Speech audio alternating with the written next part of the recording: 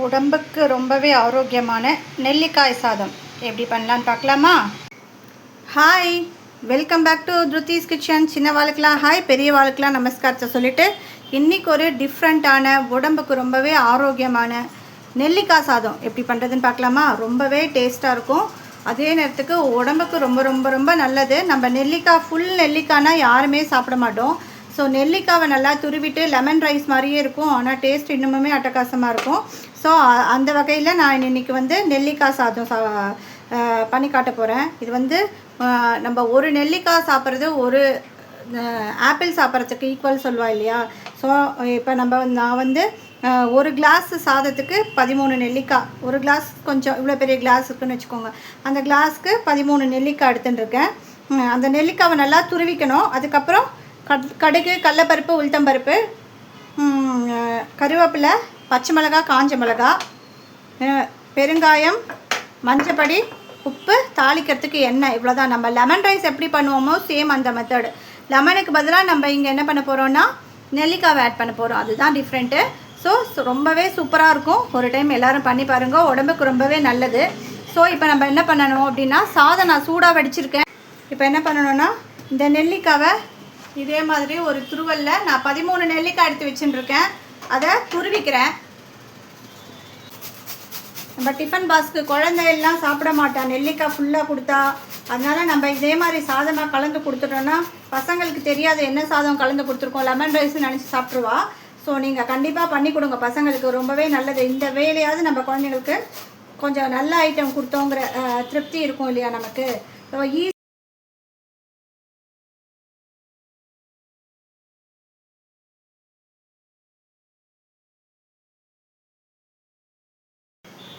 பாருங்க, எல்லா நெல்லிக்காவையும் துருமி எடுத்துட்டாச்சு.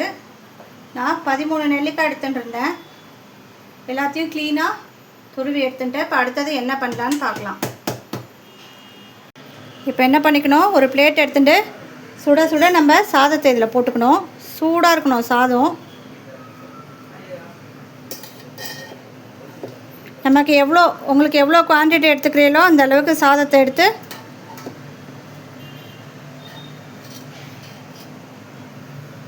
சூடாக வடித்து வச்சுக்கணும் சாதத்தை ஃபஸ்ட்டு.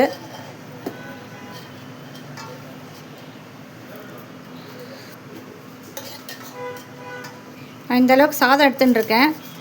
இதில் நம்ம எண்ணெய் விட்டுக்கணும், கொஞ்சம் உதிராக இருக்கும் இல்லையா, அதனால் எண்ணெய் விட்டுண்டு கருவேப்பிலை, கொஞ்சம் கருவேப்பிலை, அதுக்கப்புறம் பெருங்காயப்பொடி, சிட்டிக்க மஞ்சப்பொடி அதில் போடலாம், பட் இதில் போட்டாலும் கொஞ்சம் டேஸ்ட்டாக இருக்கும். இது மாதிரி நடுப்புற பள்ளமாக வச்சுண்டு நம்ம என்ன பண்ணணும், இதை துருவி வச்சுருக்கோம் இல்லையா, துருவி வச்சுருக்கோம்ல நெல்லிக்காய், இதை இதில் போட்டுக்கணும்.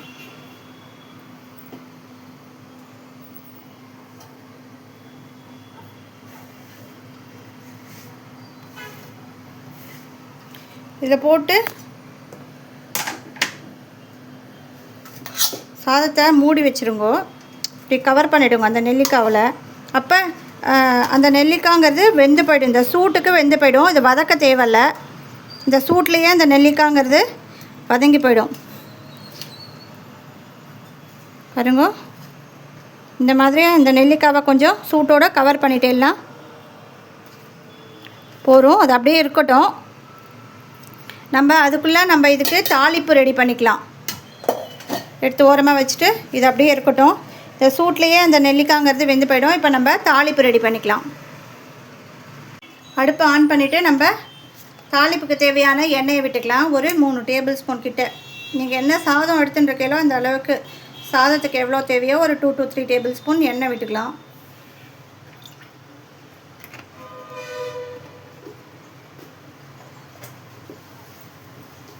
எண்ணெய் விட்டுண்டு எண்ணெய் சூடாட்டம் கொஞ்சம்.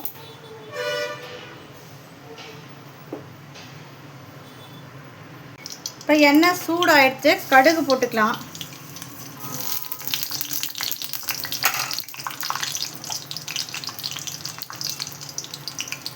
கடுகு கொஞ்சம் வெடிக்க ஆரம்பிக்கட்டும்.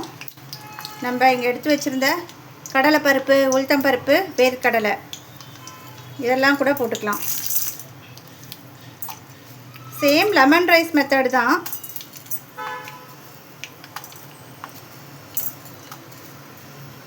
இல்லை, விட்டமின் சி நிறையா இருக்கிறதுனால இன்னும் நமக்கு பெனிஃபிட்ஸ் ஜாஸ்தி. நம்ம ஸ்கின்னுக்காகட்டும், ஹேர்க்காகட்டும் எல்லாத்துக்குமே ரொம்பவே நல்லது. நம்ம நெல்லிக்காவை வதக்காமல் பச்சையாக சேர்க்கறதுனாலையும் இன்னும் நமக்கு அதோட ஃபுல் பெனிஃபிட் நமக்கு கிடைக்கும். பாருங்க, கடுகு, உளுத்தம்பருப்பு, கடலைப்பருப்பு தாளிச்சுண்டாச்சு. நல்லா கொஞ்சம் ப்ரௌன் ஆகட்டும். இதெல்லாம் சேர்ந்து நல்லா ப்ரௌன் ஆகட்டும். இதுக்கு பச்சை மிளகா, காஞ்ச மிளகா எடுத்துகிட்டு இருக்கேன். அது கொஞ்சம் புளிப்பு ஜாஸ்தியாக இருக்குங்கிறதுனால நான் ஒரு 2 மிளகா எக்ஸ்ட்ராவே எடுத்துகிட்டு இருக்கேன். 5 பச்சை மிளகாயை நீள நீளமாக நறுக்கின்னு இருக்கேன். அப்புறம் 3 காஞ்ச மிளகா ரெண்டுத்தையுமே எடுத்துட்டு பாருங்க. இப்போ ப்ரௌன் ஆகிடுத்து. இதில் பச்சை மிளகா போட்டுக்கிறேன். காஞ்ச மிளகா, பச்சை மிளகா.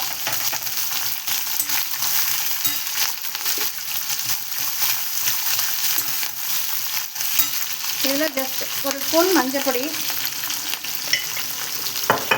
அப்புறம் தேவையான அந்த சாதத்துக்கு தேவையான அளவு உப்பு போட்டுக்கிறேன். கருவேப்பிலை,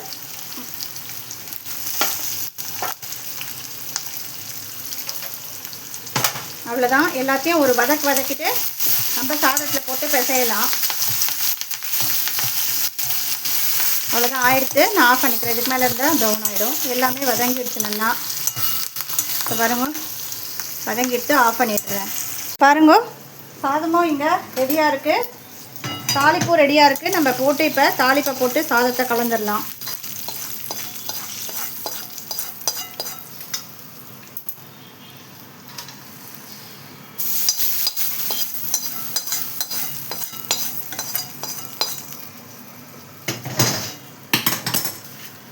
சாதத்தெல்லாம் சேர்த்து கலந்துடலாம். நீங்கள் இந்த டைம் புளிப்பு போடலைன்னா கொஞ்சம் நெல்லிக்காய் எக்ஸ்ட்ரா வச்சுக்கோங்க. போடலைன்னா அப்படியே துருவி கூட சேர்த்துக்கலாம், ஒன்றும் பிரச்சனை இல்லை. இப்போ பாருங்கள், சூப்பராக. இது பசங்களுக்கெல்லாம் கொடுத்தேலாம். இது லெமன் ரைஸ் தான் சொல்லுவா. இது நெல்லிக்காய் சாதம்னே சொல்ல மாட்டா. சாப்பிட்றதுக்கு அசல் லெமன் ரைஸ் மாதிரியே இருக்கும். நான் அப்படியே கடிக்கரிச்சி அந்த நெல்லிக்காயோட அந்த க்ரன்ச்சினஸ் நறுக்குன்னு ரொம்பவே சூப்பராக இருக்கும். நீங்கள் கண்டிப்பாக இதை பண்ணி பார்த்துட்டு பசங்களுக்கு செஞ்சு கொடுத்துட்டு ஒரு நல்ல ஃபுட்டு கொடுத்தோங்கிற திருப்தியில் இருக்கலாம் கண்டிப்பாக. ஸோ உங்கள் இடத்துல பண்ணி பார்த்துட்டு எப்படி இருக்குன்னு எனக்கு கண்டிப்பாக கமெண்ட் பண்ணுங்க. இதே மாதிரி நெக்ஸ்ட்டு இன்னொரு இன்ட்ரெஸ்டிங்கான வீடியோவில் உங்களை பார்க்குறேன். அது வரைக்கும் பாய், தேங்க்யூ.